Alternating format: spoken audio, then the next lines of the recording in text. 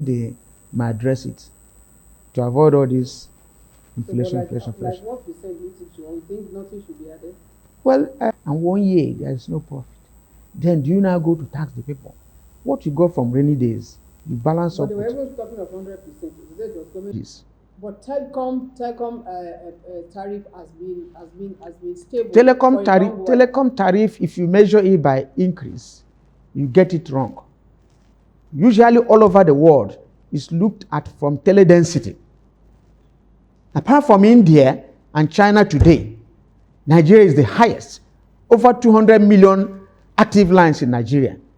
So it's not a question of when you increase it to, a certain naira, but the number of people who are subscribed to it.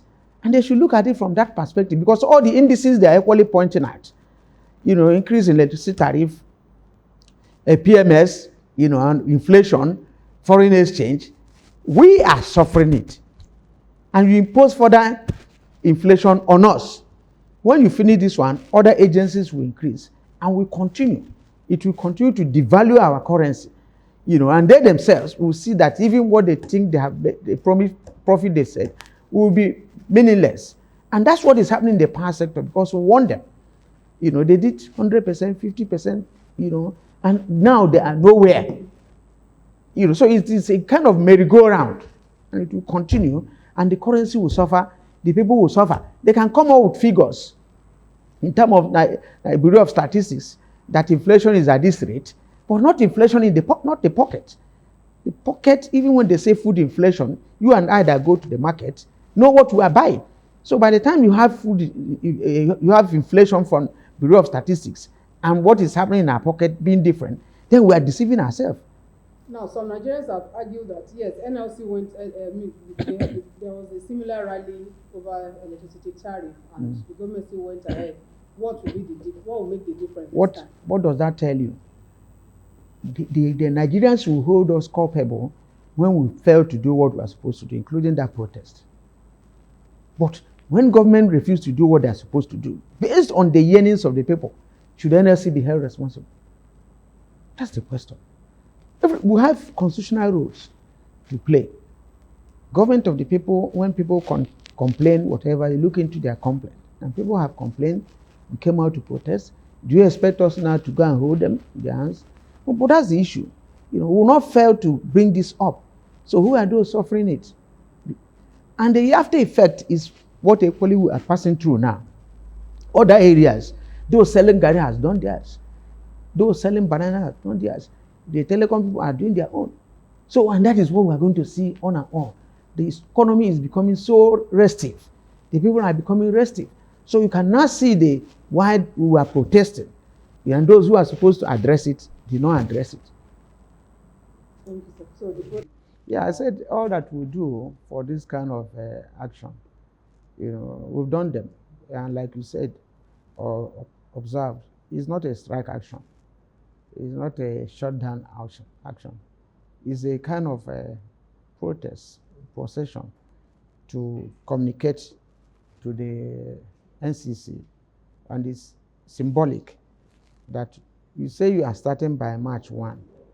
This is our grievances. Don't do this. And then come to the table. Let us harmonize this. That's it. It's not one of those actions, that people break their heads. But you also issue a notice, a threat as it were, a notice of a strike. Number one, talking about boycotting telecom services, and again, taking it up to a nationwide strike. Yeah, those are pretty. You can see the steps we are taking. We have issued those statements. We met before issuing them, and we want to do this symbolic protest, so that everybody will hear us, so that nobody will be taken by surprise. And they have equally taken measures. On Friday, I was in DSS office with the representatives of NCC discussing this matter. And today I was supposed to be with the DSS again by 2 p.m. to discuss it before the other meeting, coming in the SGF office by 5 p.m. was fixed. That meeting, they say, is interministerial meeting. The communication minister will be there, the SGF will be there, heads of parastatals, heads of security agencies, minister of labor, minister of power, according to them. We'll discuss it. So those are steps probably aimed at, doing the right thing and stopping the real action. Now, Outing has come out to also... So when you come up with all manner of associations, talking to NLC, they are mainly, those who are trying to kill not just the telecom industry, but the Nigerian economy, by their action. Because by the time you increase tariff of telecom for about 50%, it will create further inflation. In fact, they themselves cannot be beneficiaries of such. This year, they were complaining that some of them say they had loss or whatever.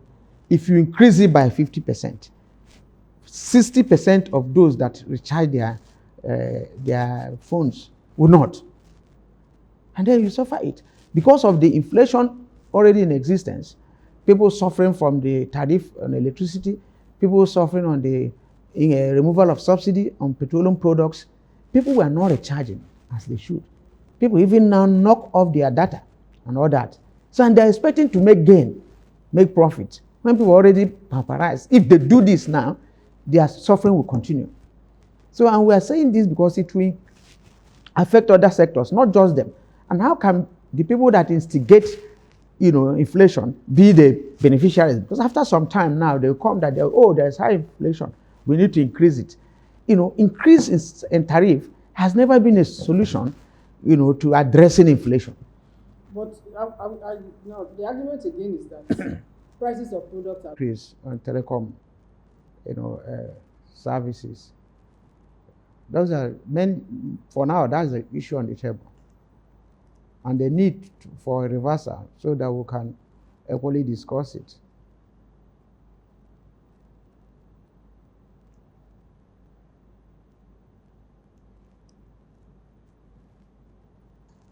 A case of reduction will make it look like there was a monologue, or that one party decides, and when you complain, they reduce.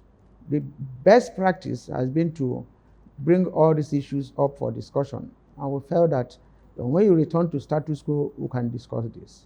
Not when you increase, we complain, you reduce.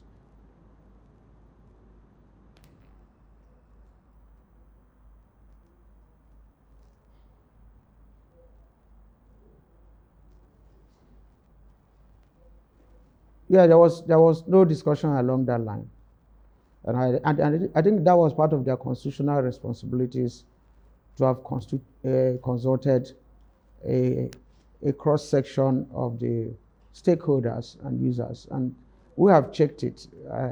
We can't see any single largest organization or trade union in Africa that is larger and bigger than the NLC. The issue of protest tomorrow is symbolic because they are about to increase. They say they will start from March 1st. And what we are doing tomorrow is to do a rally and protest to their office, to deliver a letter to them on how we feel, and to some state assemblies on how we feel about this matter. That's not a showdown, so to say. Well, there is a meeting they fixed for 5 p.m. today at the office of the AGF. Office of the, SGF. And normally in such meetings, we go with open mind, hoping that all will be addressed. The purpose of that rally is to achieve, this purpose of addressing the issues. So if the issues are achieved, why rally? Meetings, especially organ meetings, the NLC, is not one person. The various unions go to their unions to mobilize. And this mobilization is done state by state, union by union. And we have followed it up with an administrative procedure of writing them. And with the letter, they mobilize. when they mobilize, bearing any other directive or counter directive, they will be there. However,